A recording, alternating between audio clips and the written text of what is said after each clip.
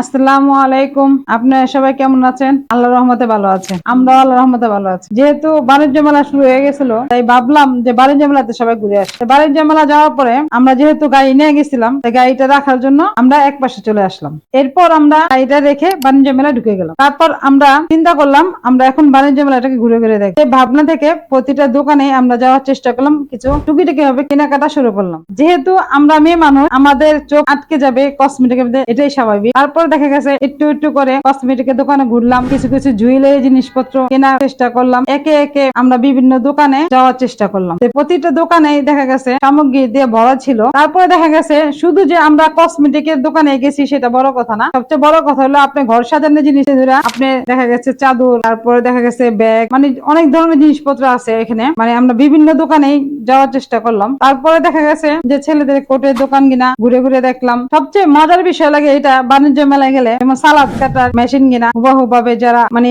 ওনারা যে দেখা গেছে বাণিজ্য মেলা গেলে আকর্ষণ লাগায় সেই জিনিস কিনা, যেটা হলো আপনি রুটি মেকার এবং কি সালাদ কাটার প্রদর্শনের জিনিসগুলো। তারপর দেখা গেছে আমার চোখটা আটকে গেল একটা স্টলের দিকে। সেই স্টলটার উপরে লেখা ছিল যে যারা নাকি জেলখানার কয়েদি তারাও ভিতরে বসে আপনার হাতের বোনা জিনিস বানায়। সেই জিনিস কিনাই দেখা গেছে আপনার বাণিজ্য মেলাতে মানে বিক্রি হচ্ছে। মানে এই জিনিসটা দেখে আমার কাছে খুব আশ্চর্য লাগছে, ভালো লাগছে। আপনি যখন যাবেন তখন দেখা গেছে বাণিজ্য মেলাতে আপনি কেনার চেয়ে ঘোরাটাই সবচেয়ে মজা বেশি। কারণ এই বাণিজ্য মেলাতে দেখা গেছে মানে অন্যান্য মার্কেটে গেলে দেখা গেছে বিভিন্ন জিনিস মানে সীমিত পাওয়া, আর বাণিজ্য মেলা গেছে বিভিন্ন দেশের জিনিস পাওয়া যায় আর দেখাও যায়, মানে দেখাটাও একটা আনন্দ লাগে। এইভাবে দেখা গেছে সারাটা দিন বাণিজ্য মেলাতে ঘুরে ঘুরে কাটালাম। ভিডিওটি যদি আপনাদের কাছে ভালো লাগে, লাইক শেয়ার কমেন্ট করে পাশে থাকবেন।